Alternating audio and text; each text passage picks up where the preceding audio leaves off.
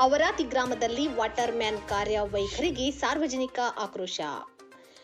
ಬೆಳಗಾವಿ ಜಿಲ್ಲೆ ರಾಮದುರ್ಗ ತಾಲೂಕಿನ ಅವರಾದಿ ಗ್ರಾಮದಲ್ಲಿ ಸರಿಯಾಗಿ ನೀರು ಸರಬರಾಜು ಮಾಡುತ್ತಿಲ್ಲ. ವಾಟರ್ ಮ್ಯಾನ್ ಚಂದು ಸಾಬ್ ಎಂಬಾತ ಗ್ರಾಮಸ್ಥರೊಂದಿಗೆ ಅಸಭ್ಯ ರೀತಿಯಲ್ಲಿ ವರ್ತಿಸುತ್ತಿದ್ದಾನೆ ಎಂದು ಆರೋಪಿಸಿ ತಾಲೂಕಿನ ಶಿವಪೇಟೆ ಗ್ರಾಮಸ್ಥರು ಅವರಾದಿ ಗ್ರಾಮ ಪಂಚಾಯಿತಿ ಕಾರ್ಯಾಲಯದ ಎದುರು ಖಾಲಿ ಕೊಡಗಳ ಸಮೇತ ಆಗಮಿಸಿ ತಮಟೆ ಬಾರಿಸುವ ಮೂಲಕ ವಿನೂತನವಾಗಿ ಪ್ರತಿಭಟಿಸಿದರು.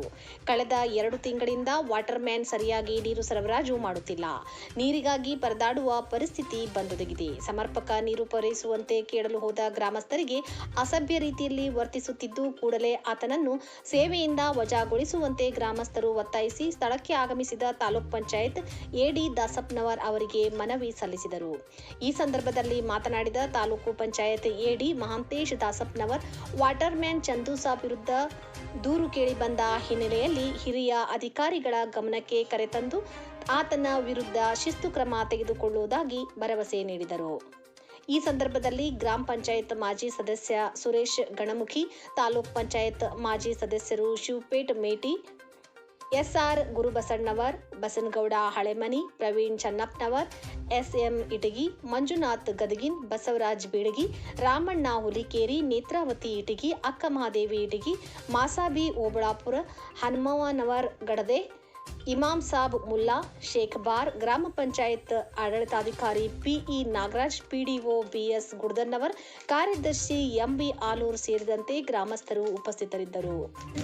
ನಾವು ಆಡಳಿತಾಧಿಕಾರಿ ನಾವು ಡಿಸೈಡ್ ಮಾಡಿ ಯಾರನ್ನು ಆಡಳಿತಾಧಿಕಾರಿ ಯಾರನ್ನು ವಾರ್ಡನ್ ಹಾಕಬೇಕು ಅವ್ನು ಹಾಕ್ತೀವಿ.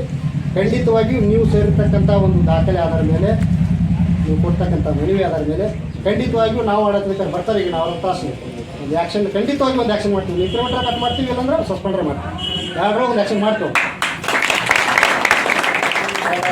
ಖಂಡಿತ ನಾಳೆ ವಾಟರ್ ಚೇಂಜ್ ಮಾಡ್ತೀವಿ. ಚೇಂಜ್ ಮಾಡಿ ಯಾರು ಮಾಡಬೇಕು ಅನ್ನೋದನ್ನ ಇವತ್ತು ನಾವು ಆಡಳಿತಾಧಿಕಾರಿ ಮಾತಾಡಿ ವಾಟರ್ ಮ್ಯಾನ್ ಚೇಂಜ್ ಮಾಡಿ ಕೊಡ್ತೀವಿ.